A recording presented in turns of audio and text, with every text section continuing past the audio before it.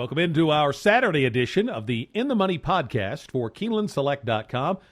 Tom Leach, along with Keeneland's director of simulcasting, Jim Goodman, as we take a look at the 5 stakes races on the Fall Stars weekend card for Saturday at Keeneland. And we will take them in order, starting with the 5th race presented by Keeneland Select. It's the Woodford, 5.5 furlongs on the turf. Got Marchman, who looked good here in the spring, went on and won a Derby Week stake down at Churchill. So I figure Marchman's going to be the favorite in there. Can you beat Marchman? Well, I know Marchman's going to be the favorite, but I think he should be. I think that race here when he won the Shakertown in the spring, and then he almost came back and won at Parks back on the 1st of September. And so I'm going to take Marchman. I don't like the price on him because this is a great race. I mean, anytime you put him on a turf at 5.5 furlongs, it's tough. I like Wesley Ward's horse, No Nay Never. If you look at the fact that he shipped him over to Ascot, and he won at Ascot, and he won at Deauville in France, and brings him back here and runs him in the swale on dirt. I don't really get that because he obviously run on turf very well overseas. That probably sets him up very well for this, and I think No Nay Never has a big shot in here, and you might get a little bit of a price. Sharp Sensation, the 6, was my third choice in here for Reed Baker.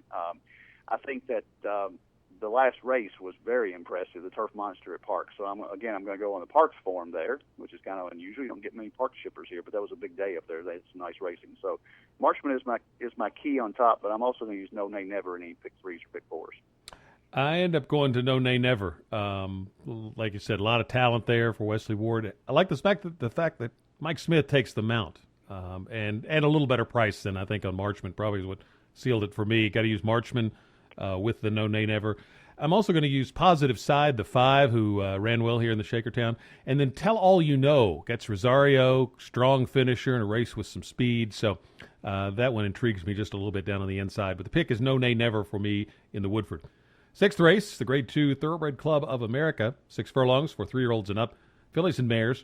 And I went with Stone-tastic. She's just been so impressive in her 2 starts at 3. Looked like she's taken her game to a whole new level. And there's a ton of speed in here. And she's been on the front end lately, but in the past she's shown that she can sit off and still finish. So I'm going to take Stone-tastic and use her with the 6 Southern Honey, the 7 Speeding Through the City, and the 8 Janice's Joy, all of whom I think will be able to sit off the pace and be running in the final 1/8 of a mile. What about you? I agree. I love Stone-tastic. I think she's a single in the opening of the Pick 5. This is our first race of the Pick 5, and also starts a $250,000 guaranteed Pick 4. And it begins with the TCA, and I think Stone-tastic is a standout here on this card. I think that last race was not a fluke. I think she just was much better than those horses than Prioress.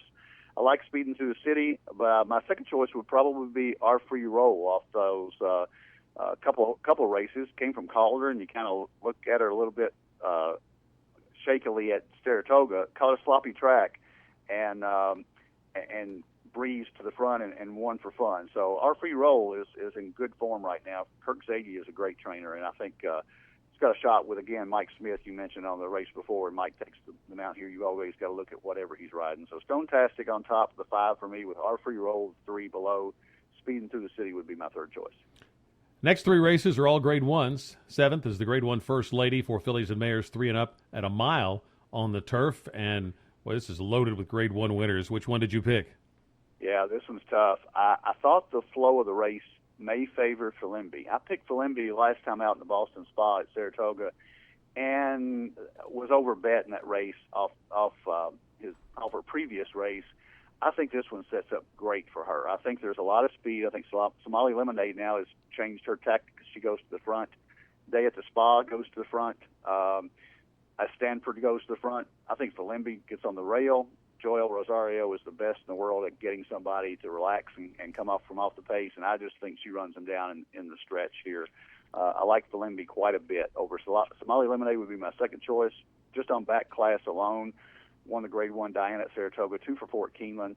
There is a lot of speed here, though, and Day at the Spa, again, almost won this race last year and loves the track. But Philimby is my pick just because the race sets up for it. I'm going to take a stab at center court again. I tried her last time, and really was not a bad effort coming off a good lengthy layoff. I think she was speeding only a couple of lengths, so should improve off that.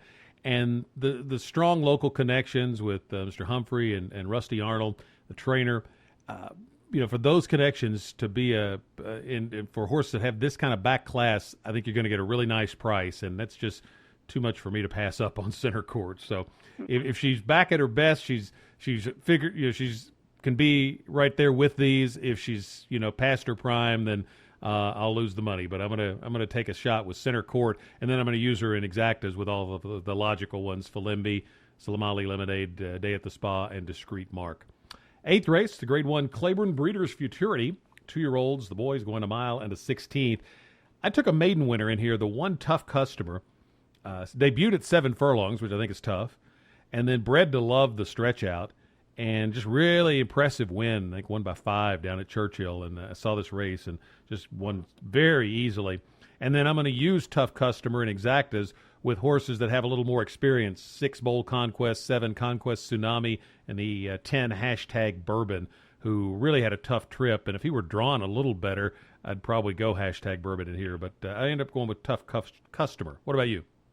I went with Hashtag Bourbon. The 10-hole doesn't help here, but if you're out at the track, make sure you go to the paddock and look at these horses. I mean, these are some of the best 2-year-olds in the country, and you may see a Derby winner here. We always hope that, obviously, when we run this race. But these horses running on dirt now, and you may see a horse step to the front here. So Hashtag Bourbon did have a tough trip last time out, and I mean, I should have won that easily and just got stuck. And Kellen Gorder is a great trainer. I just think that it sets up. Le Peru loves Keeneland. I just like Hashtag Bourbon. I'm not crazy about his chances here because a lot of horses have a shot. Carpe Diem, I think, was very impressive at Saratoga. Velasquez rides for Pletcher. That's always hard to pass up. Bold Conquest for Rasmussen and Conquest Tsunami for Mark Cassidy is 4 for 4. So hadn't really been challenged until last time, but has never run on dirt. 3 polys in a turf race. Tough Customer.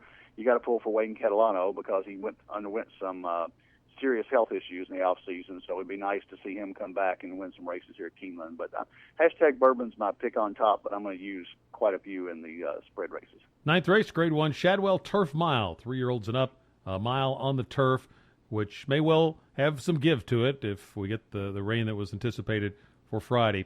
Can you beat Wise Dan? Well, Optimizer almost beat him last time.